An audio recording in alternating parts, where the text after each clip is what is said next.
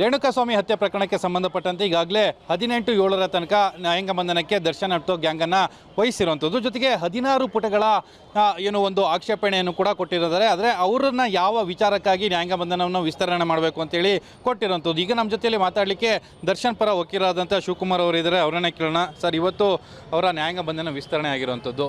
ಜೊತೆಗೆ ಇವತ್ತು ಏನೇನು ವಿಚಾರಗಳನ್ನು ಅವರು ಪ್ರೊಡ್ಯೂಸ್ ಮಾಡಿದ್ರು ಮತ್ತು ನೀವೇನೇನು ಕೇಳ್ಕೊಂಡ್ರಿ, ಏನು ಮನವಿ ಮಾಡ್ಕೊಂಡ್ರಿ? ಏನು ಮನವಿ ಮಾಡ್ಕೊಂಡಿಲ್ಲ ನಾವು, ಯಾಕಂದರೆ JC ಎಕ್ಸ್ಟೆನ್ಷನ್ ಆಗಿದೆ 18/7 ತನಕ.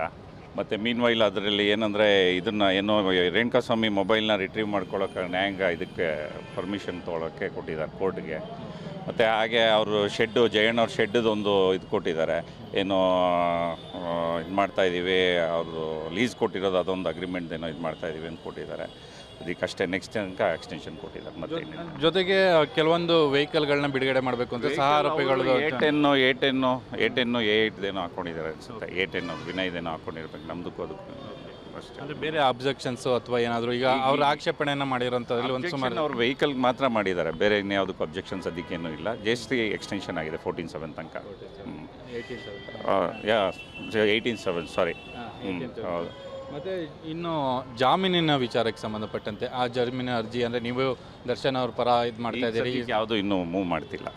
ಇನ್ನು ರಿಪೋರ್ಟ್ ಬರಬೇಕು, PM ರಿಪೋರ್ಟ್ ಅದೆಲ್ಲ ಬರಬೇಕು, ಅದು ವೆಯ್ಟ್ ಮಾಡ್ತಾ ಇದೀವಿ ನೋಡಿ. ಅಂದರೆ ಜೊತೆಗೆ ಇನ್ನೊಂದು ಚಾರ್ಜ್ ಶೀಟ್ ಆಗೋ ತನಕ ಏನಾದ್ರು ವೆಯ್ಟ್ ಮಾಡಬೇಕು, ಆ ರೀತಿ ಏನಾದರೂ ಆಗಿದೆಯಾ ಅಂತ ಇದೀವಿ. ನೋಡೋಣ ಫಸ್ಟ್ ಇದು ಏನೇನು ಪೊಲೀಸರು ಇನ್ವೆಸ್ಟಿಗೇಷನ್ ಪ್ರತಿ ಡೇಟಲ್ಲೂ ಏನೇನು ಆಗ್ತಾರೆ ನೋಡ್ಕೊಳೋದು ಏನು ಮಾಡ್ತೀವಿ, ಆಮೇಲೆ ಡಿಪೆಂಡ್ ಅಪಾನ್ ವಿಲ್ಸಿ.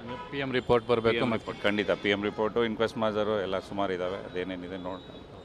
ಜೊತೆಗೆ ನೀವು ದರ್ಶನ್ ಅವರು ಕೂಡ ಮೊನ್ನೆ ಭೇಟಿಯಾಗಿದ್ರಿ ಅಂತ ಒಂದು ಇನ್ಫಾರ್ಮೇಷನ್, ಏನು ಭೇಟಿಯಾದಾಗಿಲ್ಲ, ಕೊಲೀಗ್ಸ್ ಹೋಗಿದ್ರು ಅಷ್ಟೇ.